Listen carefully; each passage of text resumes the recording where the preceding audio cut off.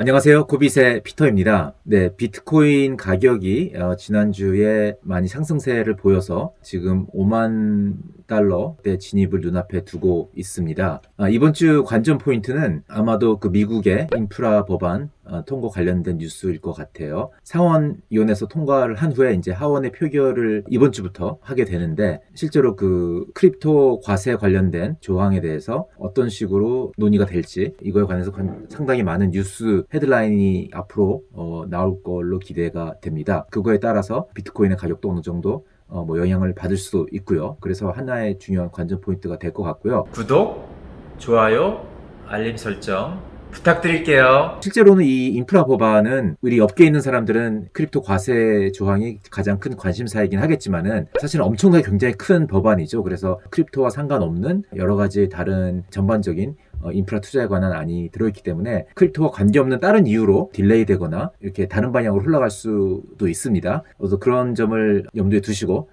한번 뉴스를 팔로우 해보시면 될 것 같습니다. 근데 사실 제가 오늘 말씀드리고자 하는 거는 가상자산의 중장기적인 어답션에 관련된 이야기입니다. 제가 방송에서 자주 언급하는 것이, 비트코인을 예를 들면은 비트코인의 네트워크가 상승하기 위해서는 이 네트워크의 참여자가 늘어나고 대중들한테 많이 수용이 되는 과정이 진행이 돼야 된다는 말씀을 여러 번 드린 적이 있습니다. 근데 이제 실제로 네트워크 참여자가 늘고 수용이 되고 있는지를 측정하는 방법이라는 게 딱히 뭐 한 가지로 정해져 있지 않아요. 많이 사용하는 것 중에 하나는 이제 지갑수가 늘어나는 거를 하나의 지표로 사용하기도 하는데, 이 지표가 정확하지는 않을 수가 있습니다. 여러 가지 이유로. 그래서 그 외에 다른 여러 가지 방법들이 있는데, 제가 오늘 말씀드리고자 하는 거는 체인 애널리시스라는 업체에서 발간된 리포트 에 있는 내용입니다. 체인 애널리시스는 아시는 분은 아시겠지만은 네트워크상에서 자산의 움직임을 추적을 해서 여러 가지 데이터를 제공해주는 그런 업체이죠. 보통 이제 이 거래소 같은 데서는 자금 세탁 관련된 규제를 준수하기 위해서 많이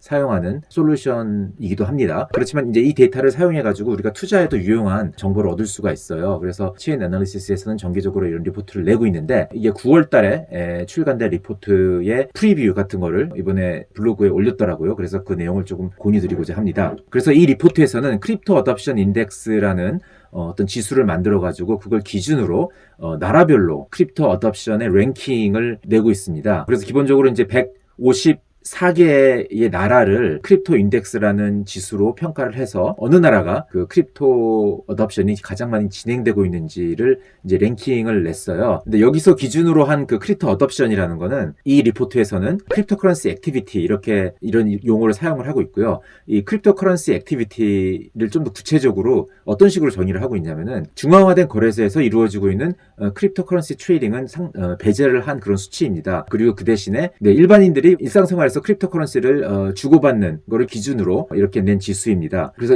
보통 10,000불 이하의 거래만 이 지수에 포함을 시키고 있고요. 그리고 또 한 가지 재미있는 거는 나라별로 인터넷 사용자 수라든지 아니면은 그 나라의 그 구매력이라는 게, 이런 게 조금씩 다 좀 차이가 있을 수 있는데, 그래서 인터넷 사용자나 구매력의 정도에 따라서 이 지수를 조금 조정을 하고 있습니다. 그래서 인터넷 사용자가 이 크립토커런시 액티비티가 같은 수준의 나라더라도 한 나라가 인터넷 사용자 수가 적거나 아니면은 그 나라의 구매력이 적은 나라이면은 그런 나라를 더 위로 보는 거죠. 그래서 인터넷 숫자가 많지도 않고 아니면 구매력이 높지도 않음에도 불구하고 어느 일정 수준의 그 크립토커런시 액티비티가 나오는 나라들은 좀 더 그 지수를 높게 나오도록 이렇게 조정을 해서 그런 나라들의 크립토커런시 액티비티를 조금 더 높게 평가를 해주는 거죠. 이제 그런 식으로 지수를 내서 이제 랭킹을 내렸는데, 그래서 그 결과, 굉장히 그 결과는 되게 재미있게 나왔어요.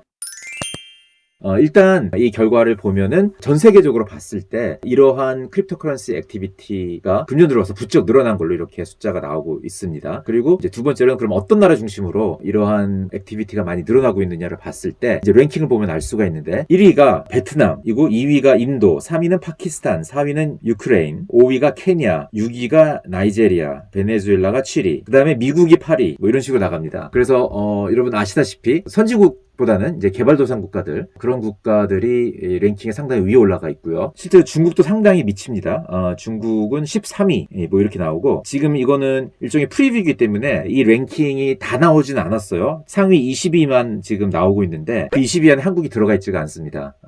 그렇기 때문에 우리가 이걸로 알 수 있는 건 뭐냐면은, 이 소위 말하는 어떤 트레이딩이나 거래량이나 이런 걸 제외하고 순수한 어떤 일반인들의 일상생활에서 사용되는 목적으로서의 어덥션은 개발도상 국가에서 훨씬 훨씬 더 많이 일어나고 있다는 거 우리가 알 수 있는 거죠. 근데 이거는 뭐 이렇게도 설명을 할 수 있을 것 같아요. 이제 코로나 이후에 이제 유동성 공급이라는 게 전 세계적으로 굉장히 많이 이루어졌는데 그 부작용이라는 게 아마도 이런 신생 국가에서 더 많이 일어나고 있는 게 아닌가 싶습니다. 그래서 그런 나라의 소비자 물가 지수라든지 이런 것이 상당히 많이 올라가고 인플레이션 현상이 많이 일어나고 이제 이럴수록 자국의 화폐의 신용이 떨어지는 나라일수록 대체 자산에 대한 수요가 많이 오를 수가 있고요. 그런 나라일수록 어떤 전통적인 금융 인프라가 잘 갖춰져 있지 않기 때문에 오히려 그런 나라일수록 어떤 이런 새로운 디지털상의 대체 자산에 대한 수요가 더 많이 늘어나서 이런 신생국가의 랭킹이 굉장히 높게 올라가는 이런 현상으로 나타날 수 있다는 거, 이런 게 아마 한 가지 해석 방법이 아닐까 싶습니다. 네, 그래서 일반적으로 저희 채널을 많이 보시는 많은 분들이 단기적인 트레이딩을 목적으로 들어오시는 분들도 있을 수 있고 좀 더 중장적인 관점에서 보시는 분도 있을 수 있는데